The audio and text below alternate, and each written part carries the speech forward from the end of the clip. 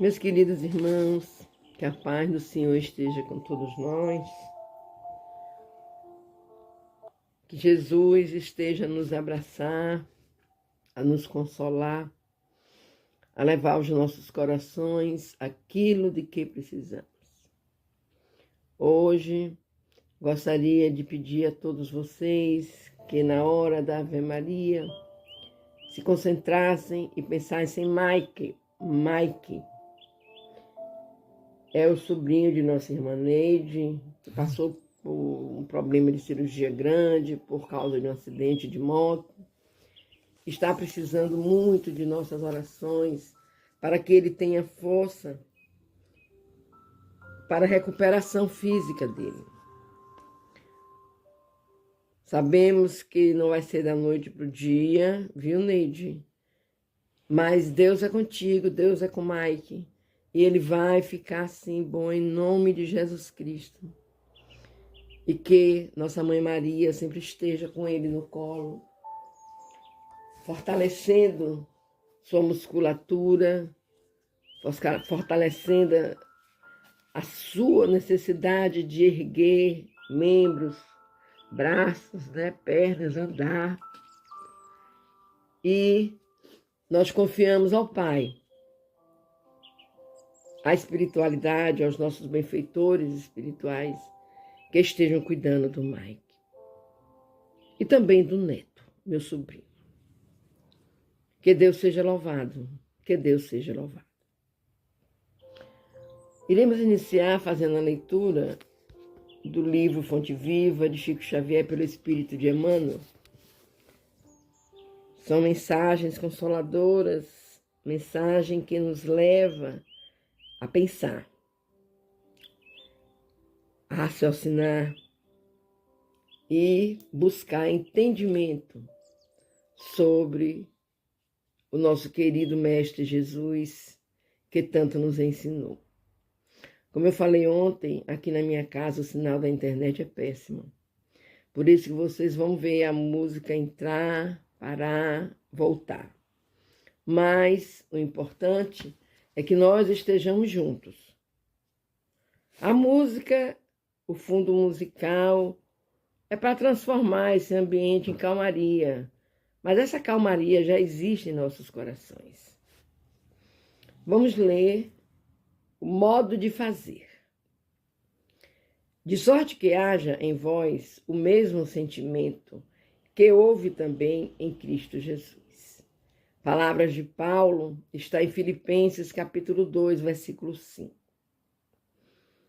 Todos fazem alguma coisa na vida humana, mas raros não voltam à carne para desfazer quanto fizeram. Ainda mesmo a criatura ociosa, que passou o tempo entre a inutilidade e a preguiça, é constrangida a tornar a luta, a fim de desintegrar a rede de inércia que teceu ao redor de si mesma.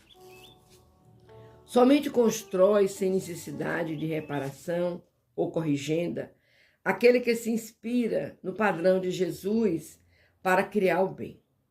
Fazer algo em Cristo é fazer sempre o melhor para todos, sem expectativa de remuneração, sem exigências, sem mostrar-se, sem exibir superioridade, sem tributos de reconhecimento, sem perturbações.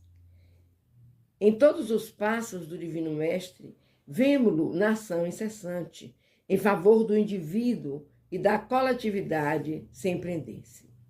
Da carpintaria de Nazaré à cruz de Jerusalém, passa fazendo bem, sem outra paga, além da alegria de estar executando a vontade do Pai. Exalta o vitém da viúva e louva a fortuna de Zaqueu, com a mesma serenidade. Conversa amorosamente com algumas criancinhas e multiplica o pão para milhares de pessoas sem alterar-se. Reergue Lázaro do sepulcro e caminha para o cárcere com a atenção centralizada nos desígnios celestes. Não te esqueças de agir para a felicidade comum na linha infinita dos teus dias e das tuas horas. Todavia, para que a ilusão te não imponha o fel do desencanto ou da solidade, ajuda a todos, indistintamente, conservando, acima de tudo, a glória de ser útil, de modo que haja em nós o mesmo sentimento que vive em Jesus. Meus irmãos, como nós vimos na mensagem, ouvimos a mensagem de Emmanuel, onde ele diz, ele dá o título da mensagem de modo de fazer. Nós precisamos, queridos, termos muita confiança em Deus, seguirmos os passos de Jesus. Vocês já pensaram o que seria do mundo se em cada momento de ação o ser humano parasse, pensasse e perguntasse o que faria Jesus nessa situação? O mundo seria maravilhoso, meus queridos, porque Jesus é paz, Jesus é amor, Jesus é reconhecimento, Jesus é fé, é alegria. Então nós teríamos sempre uma fórmula, um modo de fazer as coisas de um jeito gratificante para Deus, para o nosso irmão, e seguindo os ensinamentos do nosso Mestre. Que possamos, antes de qualquer coisa, antes de qualquer ação atribulada, antes de qualquer situação de destempero, de contenda, lembrarmos do nosso meigo, amigo, irmão, mestre, médico dos médicos, Jesus Cristo. E fazermos também aquilo que nós gostaríamos que tivesse sendo feito a nós. Eu amai uns aos outros como eu vos amei. Que Deus tenha misericórdia. Que Deus tenha misericórdia. E vamos juntos fazermos a oração de nossa mãezinha, Maria. Ave Maria, cheia de graça, o Senhor é convosco. Bendita sois vós entre as mulheres. Bendito é o fruto do teu ventre, Jesus. Menina Maria, mãe de Jesus, rogai por nós, pecadores, mãe amada, agora e na hora do nosso desenlace, que assim seja. E assim, meus queridos, conscientes daquilo que precisamos para o nosso crescimento espiritual, conscientes daquilo que Jesus nos ensinou, daquilo que Deus quer que façamos, vamos juntos para mais um momento de paz. No início do momento de Maria, eu não falei sobre a água, mas peguemos as nossas águas para ser fluidificada no final do momento de paz e que tenhamos essa paz no coração. Que Deus é presente em nossas vidas constantemente. Hoje vamos dar continuidade à leitura do livro O Céu e o Inferno, de Allan Kardec. Iremos iniciar o capítulo 3. O título desse capítulo é O Céu. Nós já falamos sobre o temor da morte, nós já falamos sobre o porvir e o nada. Nós vamos falar agora sobre o céu. O céu que todos os seres humanos buscam encontrar após o desenlace. Mas vamos lendo aqui, depois nós vamos ler sobre o inferno, tá bom? Que Deus nos abençoe durante a leitura e que possamos estar entendendo direitinho. Capítulo 2 do livro O Céu e o Inferno, o céu. Item 1. Em geral, a palavra céu designa o espaço indefinido que se circunda a Terra. e mais particularmente a parte que está acima do nosso horizonte. Vem do latim célum, formada do grego koilos, côncavo porque o céu parece uma imensa concavidade.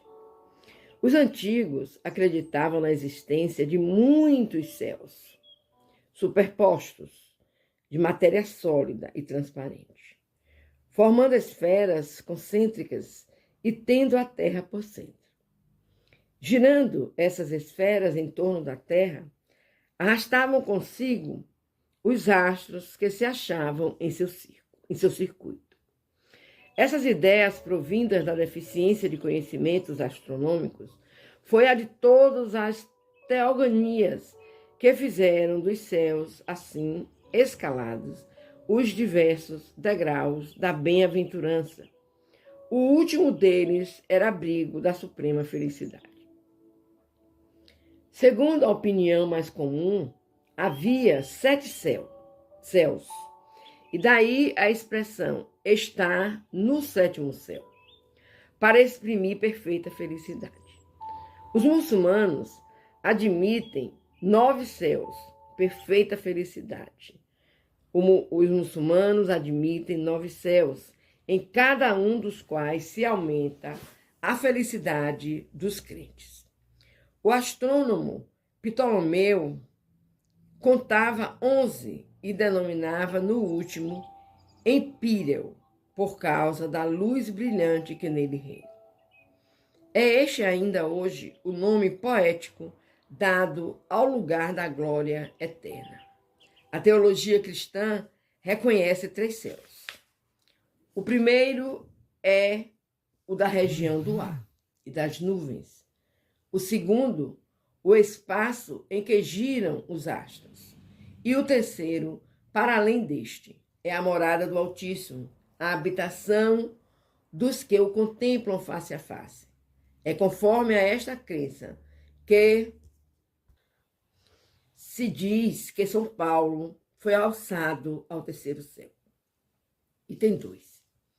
As diferentes doutrinas relativamente ao paraíso repousam todas no duplo erro de considerar a Terra centro do universo e limitada à região dos astros.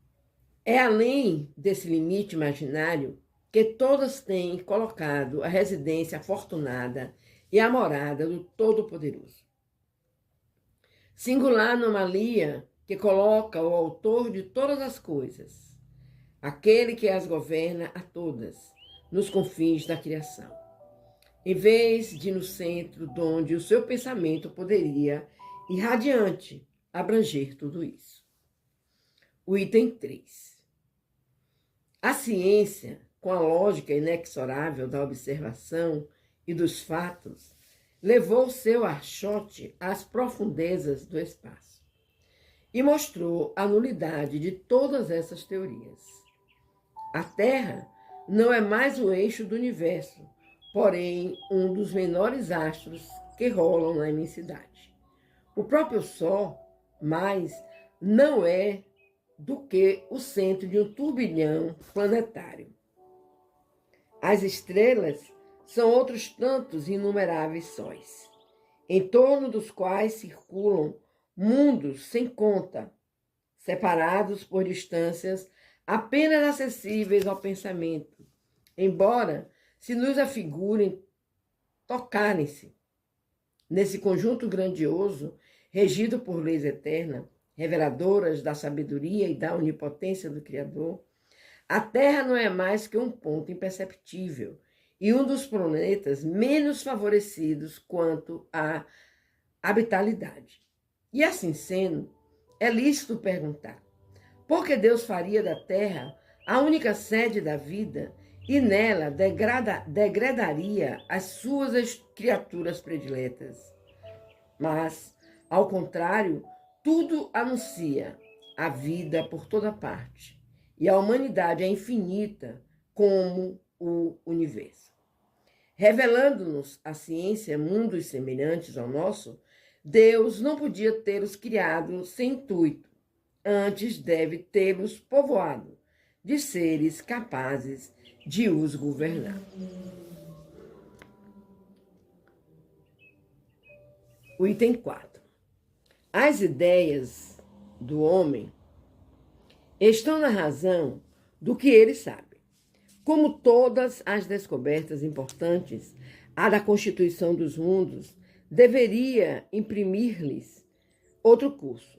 Sob a influência desses conhecimentos novos, as crenças se modificaram. O céu foi deslocado e a região estrelar, sendo ilimitada, não mais lhe pode servir. Onde está ele, pois? E ante esta questão emudecem todas as religiões. O Espiritismo vem resolvê-las, demonstrando o verdadeiro destino do homem, tomando-se por base a natureza deste último e os atributos divinos, chega-se a uma conclusão. Isto quer dizer que, partindo do conhecido, atinge-se o desconhecido, por uma dedução lógica, sem falar das observações diretas que o Espiritismo faculta. Amanhã continuaremos a ler sobre o céu,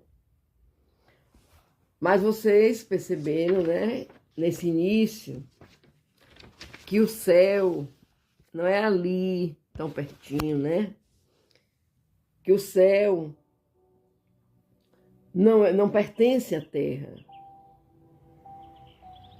Ele é imenso, é uma imensidão no espaço. É uma imensidão onde giram todos os astros. Então a Terra não é mais o eixo principal do universo. Ela é um dos menores astros que existem nos céus. Mas o astro escolhido pelo Pai, para que nele habitassem seus amados, tudo aquilo que ele ama. Não que nos outros astros não existam também, porque Deus criou o universo. E ele jamais criaria astros ruins. Sim, astros que precisem de evolução, como a Terra. E nós que estamos aqui na Terra, precisamos, meus queridos, precisamos mesmo nos integrarmos como irmãos, como filhos de Deus, para que possamos alcançar, conforme o nosso merecimento, um dia, viver nesses outros céus. Que não seja só esse que está acima da Terra, onde existem muitas colônias espirituais que se encarregam de nos acolher após o desenlace. Que Deus seja conosco, hoje, agora e sempre. E vamos fazer a nossa oração. Conversar com o Pai. Primeiro dizendo ao Pai, gratidão, Senhor. Gratidão por nos tornar membros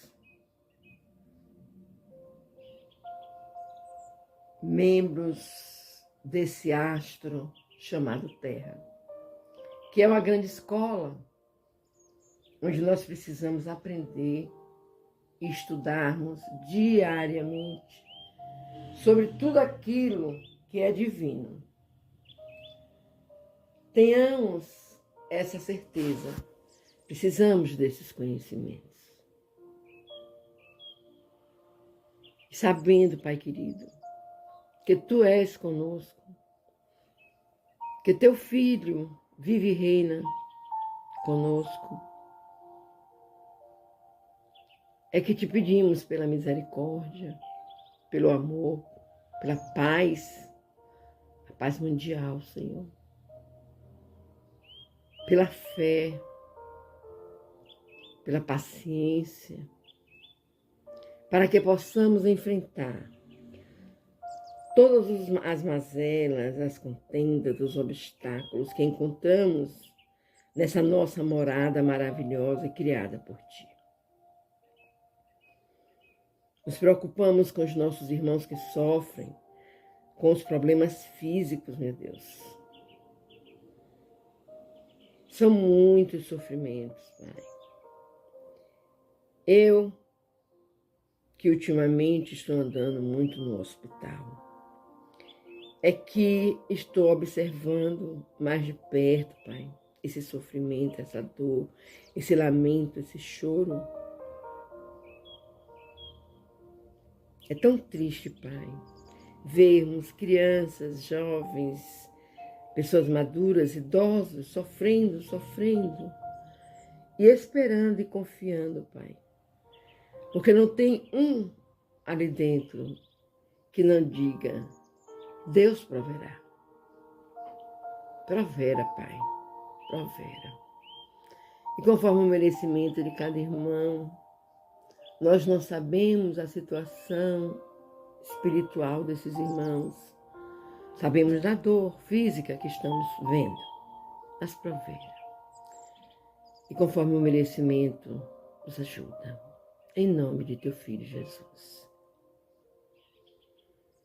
Te pedimos pelos lares.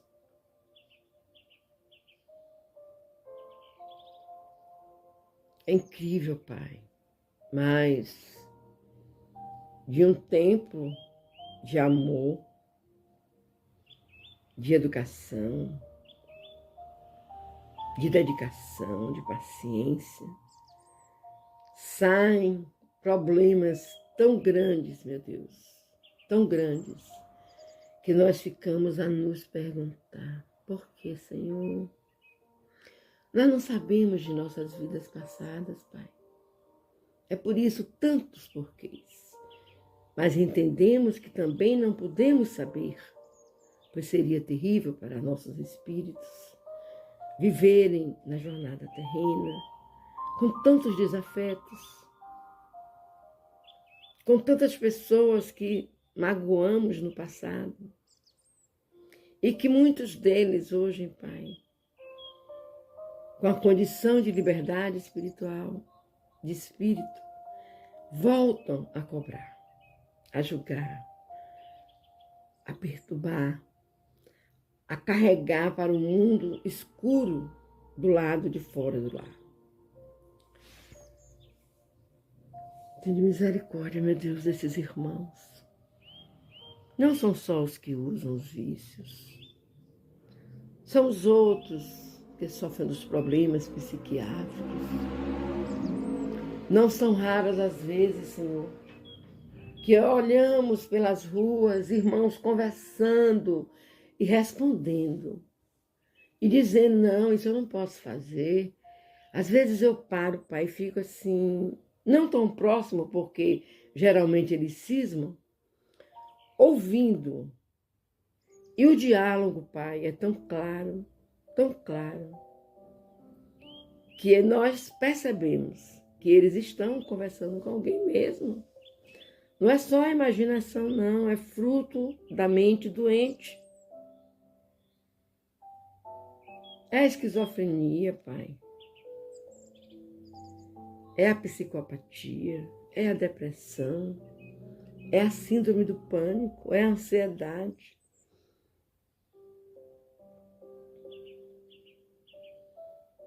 Ô Pai, tenha misericórdia desses irmãos, que eles consigam, meu Deus, em algum momento da vida encontrar uma ajuda,